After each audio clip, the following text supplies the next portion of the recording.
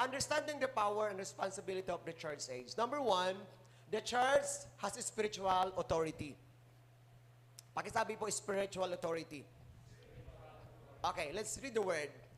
Sabi na, balikan natin. Now I say to you that you are Peter, which means rock, and upon this rock, I will build my church.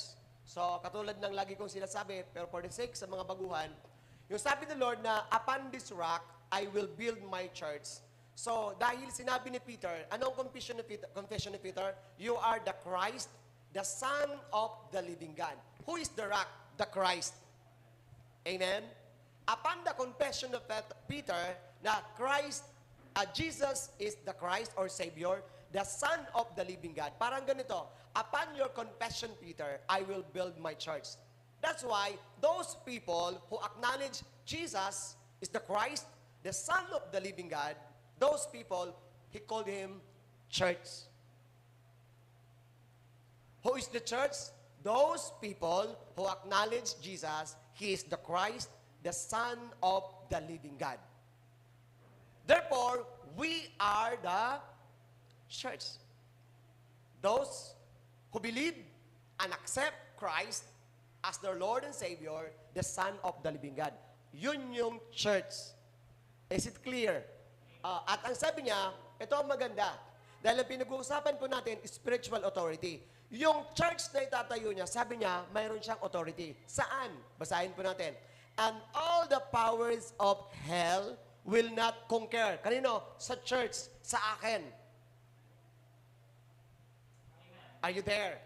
So, yung impyerno ay wala daw. Lahat ng kapangyarihan ng impyerno ay wala siyang magagawa dun sa church. Those people who accept Jesus as Lord and Savior, the Son of the living God, sabi ni Lord, the hell will not conquer you. Parang ganito.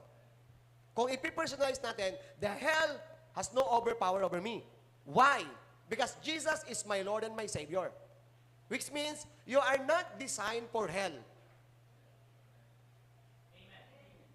You are designed for the kingdom of God. Is it clear? So, kaya sabi ni Lord, look, I've given you authority. I have given you authority, all the power of the enemy. Sino pong tinutukoy dito na enemy? Siyempre, klaro sa atin, Satan. At ang sabi ni Lord, sa church, walang kapangyarihan si Satan. Kailan nawawala ng kapangyarihan si Satanas? Kapag yung isang tao kumilala kay Jesus bilang, Christ, the Son of the living God. So, ibig sabihin, si Satan has no power over you. Are you there? Amen. Ibig sabihin, wala na siyang magagawa. Wala siyang magagawa sa'yo. Maliban na lang kung pahihintulutan mo. But the Lord says, I have given you authority, sabi niya, over all the power. Lahat ng gagawin. Ano po ang ginagawa ng kaaway? Ito po ang distinction ni Satanas. Nasa John chapter 10, verse 10. The enemy will come, number 1, to steal, kill, destroy, and kill. Anong gagawin ni Satanas? Ito ang kapangyarihan na ginagawa niya. Yun yung power na ginagawa ni Satanas. Una, steal. Anong steal? Nanakawin niya yung identity mo sa Diyos. Pag ninakaw ang identity mo, o kaya itatago niya yung identity mo.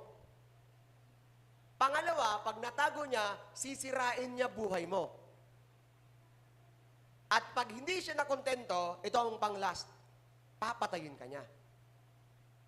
Kaya napansin niyo po yung mga kabataan ngayon, ano nangyayari? Dahil hindi nila alam ang kanilang identity, magpapariwari sila. At sa bandang huli, pag hindi nila nakaya, ano gagawin? Matay. That's why you must know your identity in Christ. If you know your identity, the enemy has no power over you. Amen. Shall you clap the Lord? Okay. Ngayon, sabi ng Ephesians 1:22, God has put all things under the authority of Christ. So lahat ng bagay ay nasa authority ni Christ, especially the church. Basahin po natin. And has made him head over all things for the benefit of the church. So therefore, Jesus promised that the gates of hell will not prevail against His church. Kaya nga sabi ko, kung ikaw ay kumilala sa Panginoong Hesus bilang Diyos at sarili mong tagapagligtas, siya ay anak ng Diyos, huwag kang matakot kay Satanas. Amen. Matakot siya sa'yo. Kasi wala siyang magagawa sa'yo. We fight from victory. Okay, please understand this. We fight from, pakisabi, from victory. Magkaiba kasi ang for victory. Anong pagkakaiba niyan, Pastor? Kasi, 2,000 years ago, when Christ Jesus died on the cross, sinabi niya, it is finished. Ibig sabihin, lahat ng problema natin sa lubungan, lahat ng problema natin, kasi ang number one na kinakatakutan ng tao, mamatay. Amen? Kaya nang sinabi niya, dahil ginawang sakripisyo, kanina nagkaroon tayo ng, tawag nito, covenant. Kasi covenant yon, bakit sabi ni Lord Jesus, remember this, gawin nyo ito bilang pag-alala sa sakripisyo ko. Saan? Sa iyong mga kasalanan. Kaya every time na hinahawak natin tinapay, inaalala natin na mayroong katawan na bayubay sa atin. Inaalala natin yung dugo na nabuhos para sa atin. Para ano? Para ikaw at ako ay ligtas. Ibig sabihin, yung katawan niya, yung dugo niya, ginawang sakripisyo para sa atin. Amen. Kaya sabihin mo sa katakin mo, fully paid ka na kay Lord. Yung problema mo sa mga kasalanan mo, you don't have to worry about it because Jesus made a sacrifice for our sin. So that's why, ito po ang ginagawa natin. Pinaglalaban natin, ang ginagawa natin, lumalaban tayo sa tinapos na ni Lord. The finished work of Christ. Our victory is Jesus. Dahil parang ganito, parang si Manny Pacquiao. Si Manny Pacquiao ang lumaban, ang kumuha ng reward. Sino? Si Jinky, ang asawa. Ganon din tayo. Si Jesus ang lumaban kay Satanas, tayo yung tumanggap ng reward. Shall you clap the Lord? That's why we fight from victory. Every time na yung kaaway, si Satanas pupunta sa'yo at guguluhin ka, ito lang sasabihin mo, Satan, base nalimot ka, 2026 years nang nakalipas, you are defeated in the cross of Calvary. Amen? So ipapaalala natin kay Satanas na wala siyang magagawa sa atin, not unless pinayagan mo. Kaya every time depression come, harapin mo yung kaaway. Satanas, get out of my life. I am saved. I am Christ. Ako'y pag-aari, property. You don't have power over me. At hindi po tayo lumalaban for our victory. We fight from God's victory. Nilalaban natin na may tinapos na si Lord at ina-apply ko sa'yo. Di ba tinalo ka na? Amen? That's our spiritual authority. Alam niyo po kung bakit napakaraming depressed, dami po mga tao na papakamatay dahil hindi nila alam. Kahit nakakalungkot, kahit minsan Christian, may nalaman ako, nag-suicide. Bakit? Hindi niya alam yung kanyang spiritual authority over the enemy.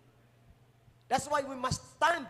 Tumayo ka doon sa ginawa ng Panginoon, sa tinapos ng Panginoon. You have authority. Sabi sa katakin mo, you have spiritual authority. Bakit? We are the church. Okay. Number 2, understanding the power. Anong power natin? Spiritual authority. Saan? Kanino? Hindi sa tao. Kay Satanas at sa impyerno. Okay. Number 2, the church has clear identity. Paano po, para hindi tayo magaluhan, paano natin maunawaan, tayo ba talaga ay ang church? Kung tayo ang church, ano ba ang identity ng church? Kasi napakaraming church ngayon. Napakarami, 1,000 church all over the world. Pero ano ba talaga ang church? Ito po ang clear identity. Sabi ni Lord, but you are not like that. Sabi ni Peter pala, you are a chosen people. Hello? Ang church po, pinili. Mga pinili. Bakit? Napakaraming tao sa mundo. Isipin mo, ilang tao mayroon sa Aroroy? Malapit na pa tayong maging 100K. Baka nga 100K na tayo. Kasi itong last na service, si Mayor Bertuccio pa, ay nasa 99. Kaya sabi niya, manganak pa kayo para ang ang Aroroy maging city. Kasi malaki ang ating lugar, sobra-sobra ang pera, kulang ang tao. Kaya sabi ni Mayor, nag-joke siya. Sabi niya, manganak na kayo para sa panahon kung maging city na ang ating bayan. Pero ang tanong, out of 99,000 people of Aroroy, ilan kaya at sino kaya yung mga pinili? O, pansinin niyo po, napaka-iksi natin dito, napaka-konti natin.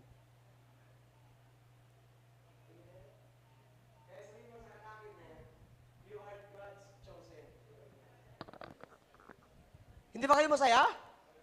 Masaya. Kasi napakaraming tao, dapat di ba ngayon natutulog ka? Baka mamaya mayroong ginagawa, bakit andito ka? Isa lang ang ibig sabihin niyan, you are God chosen. Hindi lahat ng tao napadpad dito. Kaya sabihin mo, hindi aksidente na nandito ka. Hindi aksidente na nabago ako. Hindi aksidente na pinili ka. Kasi kasama ka doon sa pinili. Amen! Kung masaya ka, palapakan mo ang Diyos. Hindi lahat ng tao binibigyan ng pagkakataon makilala siya. Pangalawa, ito na po, pagkatapos mong piliin, you are royal priest. Ano ba yung priest? Actually, ang trabaho ng priest in the Old Testament ay makipagniig sa Diyos at magturo ng salita. Kaya nga po, tayo po ng mga God's citizens of the kingdom, di ba ini-invite kayo namin laging manalangin? Dahil tayo nga ay sa harapan ng Diyos, hindi lang tayo pinili, kundi ang ating responsibility to be the priest. Tayo po yung nananalangin para sa ating pamilya, tayo ang nananalangin para sa ating bayan. Out of 99,000, nakapakonti natin. Pero tandaan mo, ang identity mo at ang responsibility mo, you are a priest of this Aroroy. You are the priest of your family. Amen? At ito pa, ang isang trabaho ng priest, ituro ang salita ng Diyos. Kaya lahat na nandito, hinahamon namin lagi kayo ng devotion. Anyway, sino nakatapos ng 21 days challenge? Sino nakatapos? Taas ang kamay. Kunti lang. So, ang nakatapos po, pwede na po kayo magpa-check kay Mami para ma-acknowledge po namin kayo. Yung hindi po, okay lang po. Kasi pag nagpalat ka mo, mabalik ka mo sa una. Sino ang nagbalik? Be honest. Wala nagbalik? Sino yung hindi nag-challenge? Wala din. Parang masyado rin mahihayin na. So, ngayon, kung hindi po kayo nag-start kayo, tapos sa 10, naudong ka mo, ibig sabihin, go back to number 1. Hanggang matapos ang taon na to, naniniwala ako, siguro matatapos mo naman yung 21. Pag natapos mo na yung 21, go back to next level. Ano susunod? 40 days. Kami po ngayon nasa 40 days na. So nagsimula ulit kami ng panibagong challenge. 40 days devotion na wala pong palat. Walang palat. Bakit? Bakit? Dahil we are priest. Kailangan natin pag-aralan ng salita ng Diyos dahil pag may nagtanong kung sino ang Panginoon, maituturo po natin siya. Yung chosen people, yung church, is a priest. Yan ang trabaho natin. Kaya sa born again, merong, dati, ano una sa amin, kung lang, memory verse. Amot kila Atoy, di ba? Toy, naalala mo, Toy? Ng panahon nyo, memory verse lang, no? Memory verse ang una sa amin, paramihan ng mga memory verse. Pero ngayon, ito po ang gagawin po natin. Tayo ay mag-aaral ng salita, meditation talaga sa atin, devotion. Pag-aaralan natin, at yung natutunan natin, pwede mong i-share sa pamilya mo, pwede mong i-share sa mga friends mo. Bakit? We are royal priest. Bakit royal priest? Kasi nga, kingdom. Hello? So, ano ang ating responsibility? We are priest. Ito pa ang pangatlo, holy nation. Paano tayo naging holy nation? Kasi we are redeemed by the blood of Jesus Christ.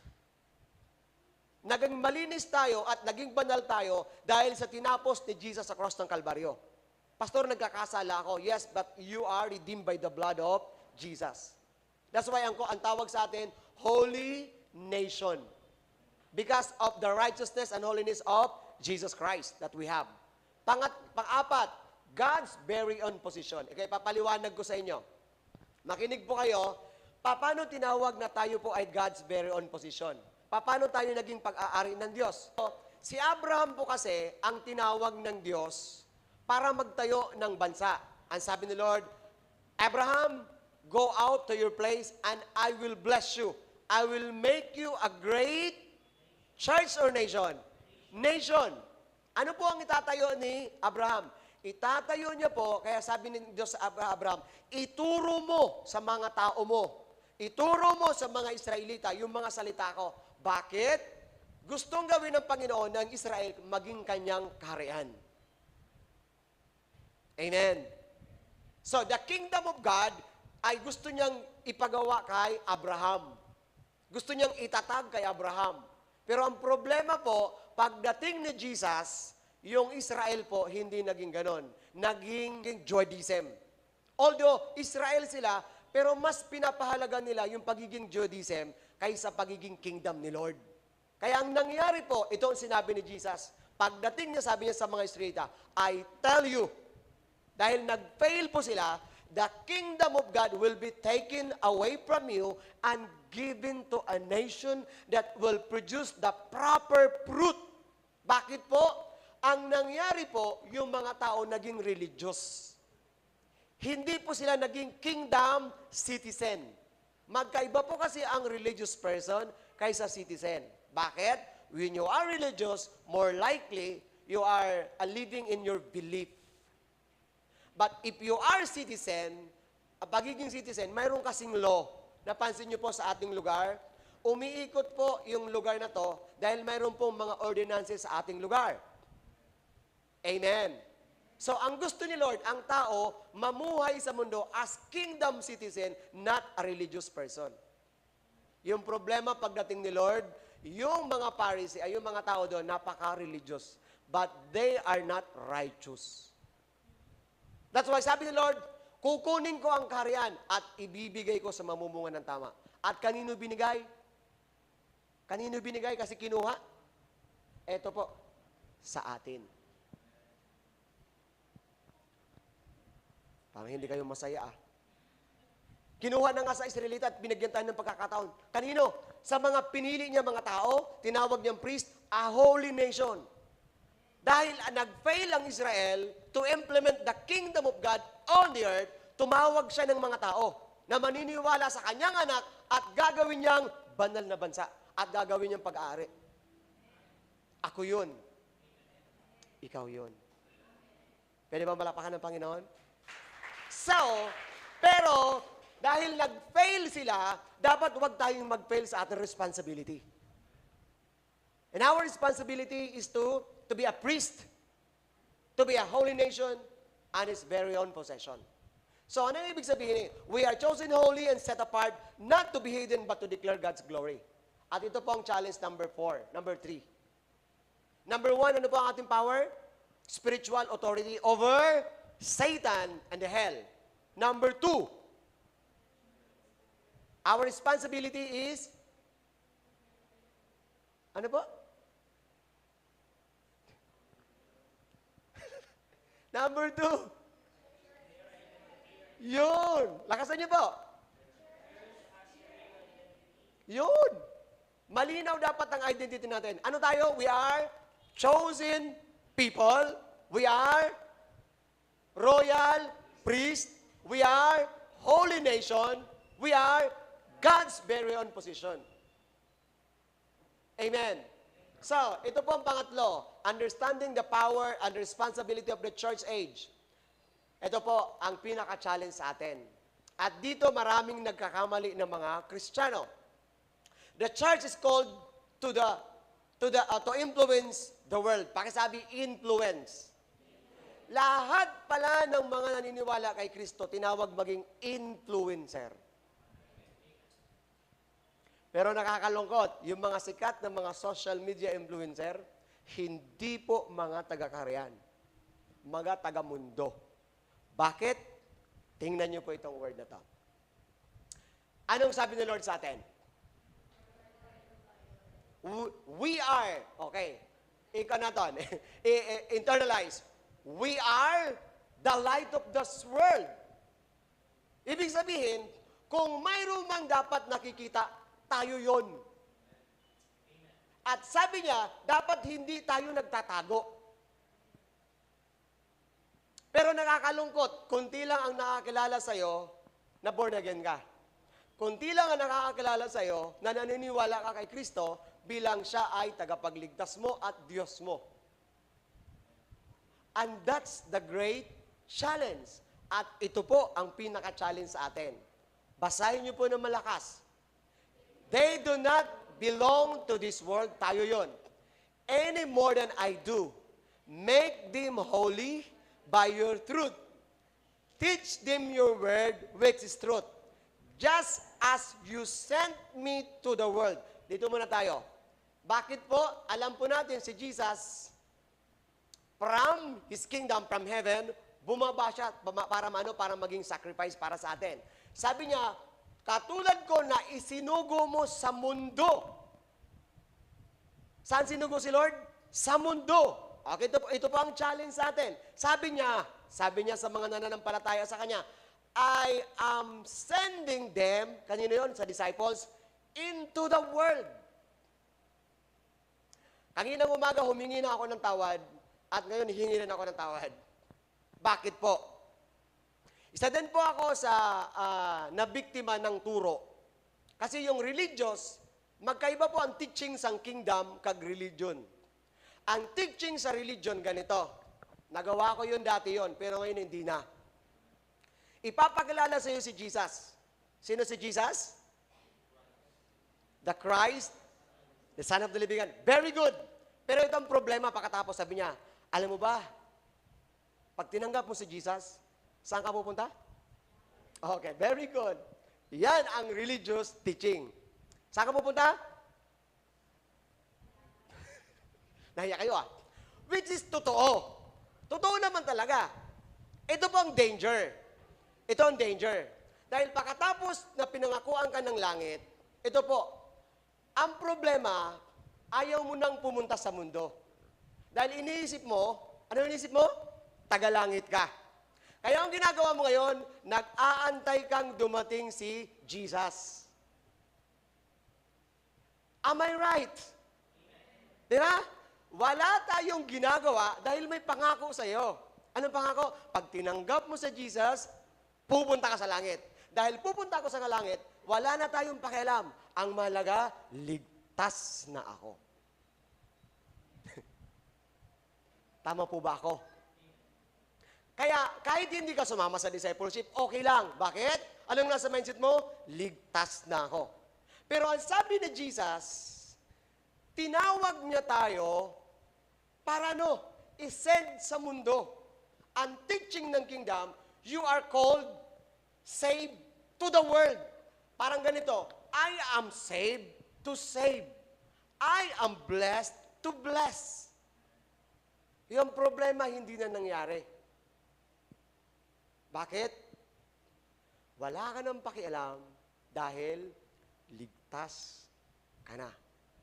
Ang pinag-uusapan natin dito, responsibility.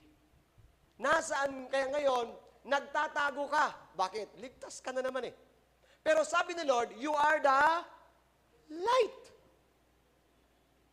You are the influence of this world. Kaya sabi ni Lord, I am sending you to the world. Kaya ang teaching na atin ni Lord, go out to the world. Show the world who you are. I am sending you to the world. Huwag tayong matatakot. To be honest po, ganun ang aking kaisipan nung una, bro. Kahit pastor na ako, para bagang nagdadalawang isip ko, bakit? Ang una ko sabi, ano ang sasabihin ng tao sa akin? Yes, nung una. Pero na maintindihan ko, mga kapatid.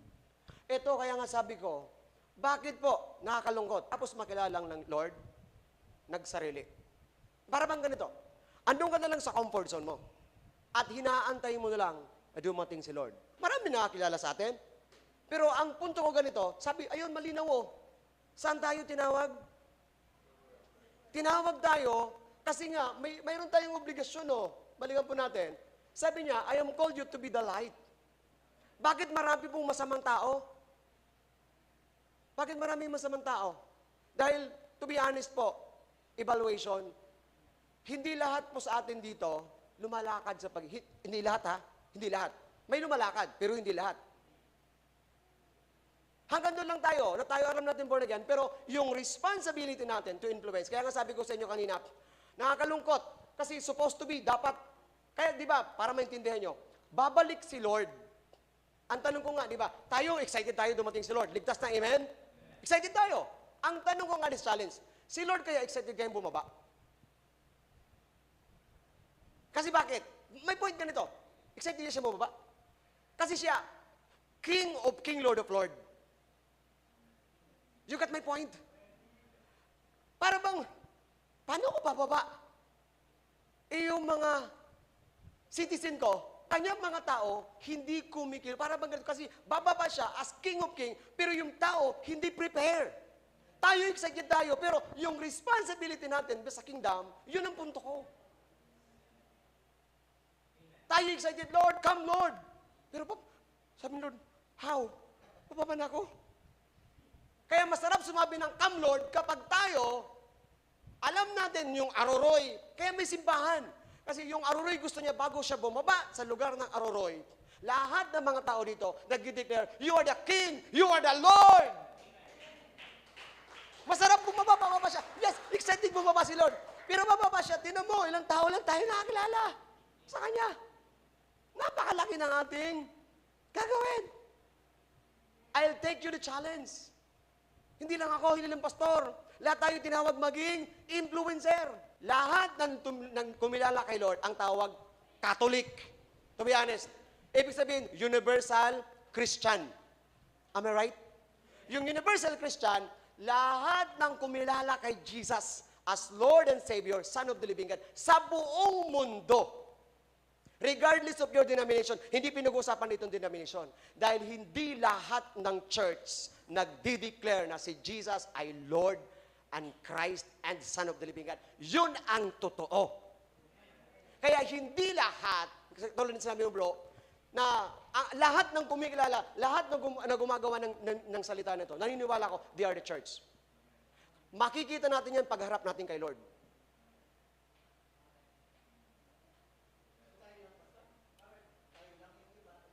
Lahat ng kumilala. Kasi may nagtuturo din ng ganito. Hindi ako nag-deny. Lahat sa buong mundo. Who is the church? Those people who receive Jesus, Christ, the Son of the Living God. Malinaw ang sabi ng Bible. Hindi lahat ng church. Pag sinabing grupo, community. Kaya nga, ito tinuturo ko sa inyo, ito kaya sabi ko sa inyo, kailangan maituro, ibalik. Alam niyo po, let's go back to the kingdom. Kaya yung message natin, let's go back to the kingdom. Kasi ang nangyayari ngayon sa mundo, hindi na po kingdom message ang tinuturo. Laging prosperity, faithfulness, you are good. Tinutok do, goodness, hindi. Righteousness dapat ang ituro sa church. The religion teach you to be good. Tinuturuan ka, maging maayo ka. Hindi ka ng turo ng Lord. Ang turo ni Lord, maging matuwid ka. Kasi kahit gaano mo kabuti, kung hindi ka matuwid sa harap ng Diyos, hindi ka papapasukin sa kanyang karyan. We are righteous in Christ Jesus through His blood. We are righteous in His. We are holy in Christ because of His blood. I am holy in Christ because of His blood, not of my own. But I believe in Christ's blood. Every Sunday, kaya mayroon tayong covenant para ipaalala na binayaran ka na. At ang ginagawa ng kaaway ganito, huwag kang maniwala doon. Makasalanan ka, gumawa ka palang kayo ng kasalanan. Alam nyo, I've been trapped in that mindset.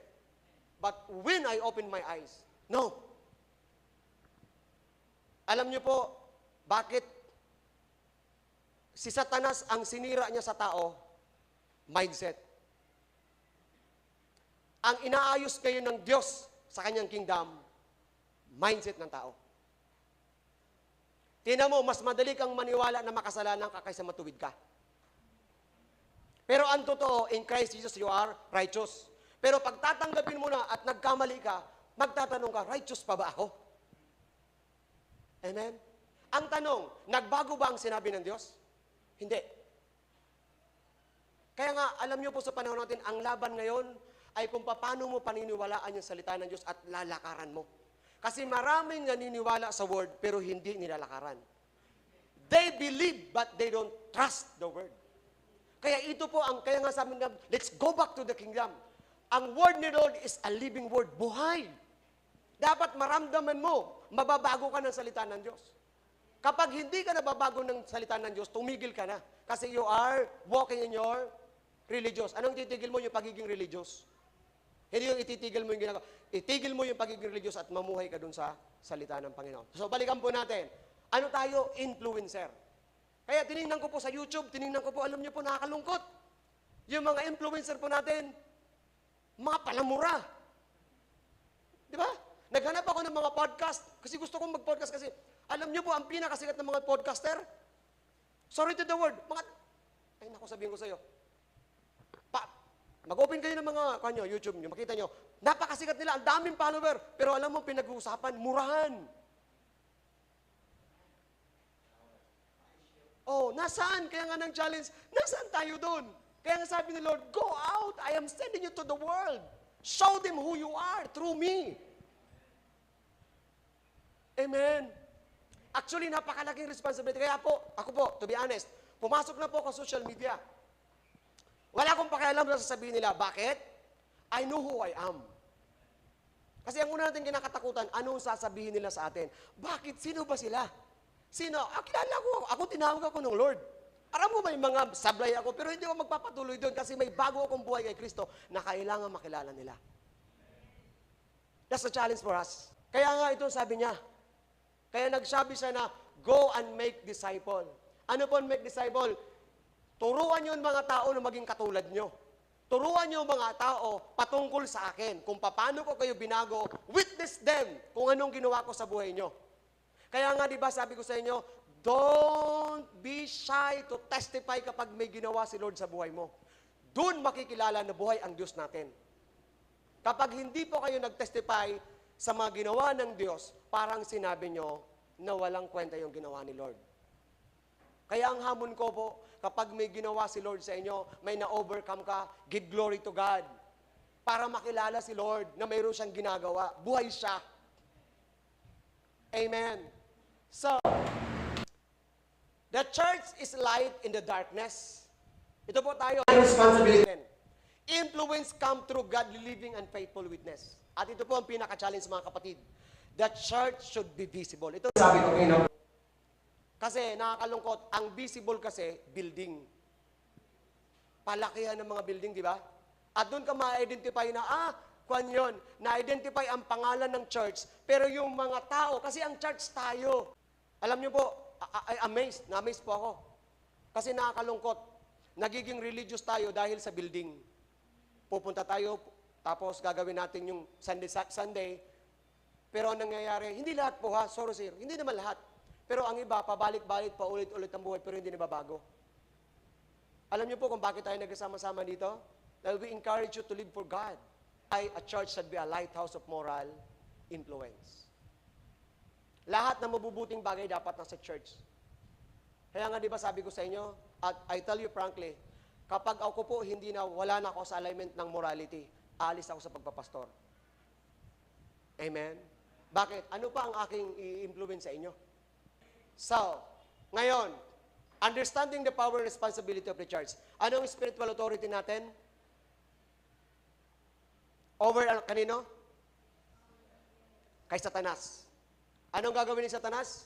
Nakawin ang identity mo, sirain ang buhay mo, patayin ka. Pero tandaan mo, harapin mo siya, you don't have power over me. I am redeemed by Christ Jesus. I have new identity.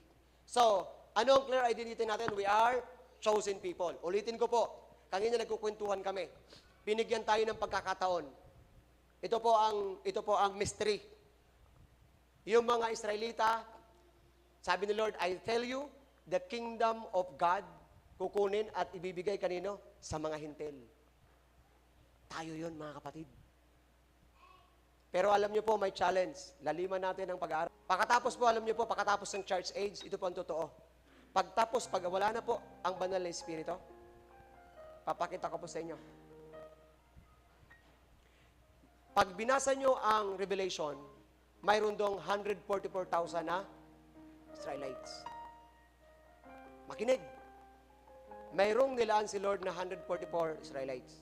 Dahil binigyan tayo ng pagkakataon ngayon, ako, ikaw, God sent us into the world para ipakilala si Jesus.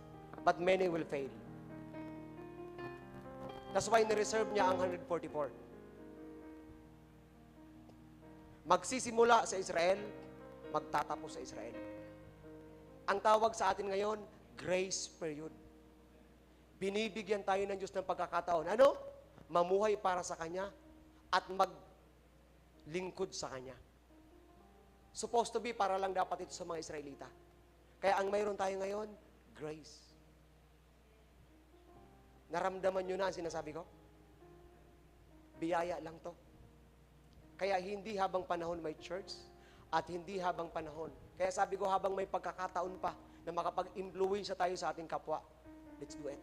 Let's take the responsibility to influence the world. Tama ang sabi ni bro. Maaring ang influence mo lang pang pamilya, pang barkada mo lang, pang community. Pero at least, you do your responsibility. Some of us, called to influence the world talaga. The church has clear identity. So, anong identity natin? Chosen people. Holy nation. We are holy because of the blood of the Lord Jesus Christ. We're not holy because I were holy. No. Because of His blood. Pangatlo, pag-aari tayo ng Diyos.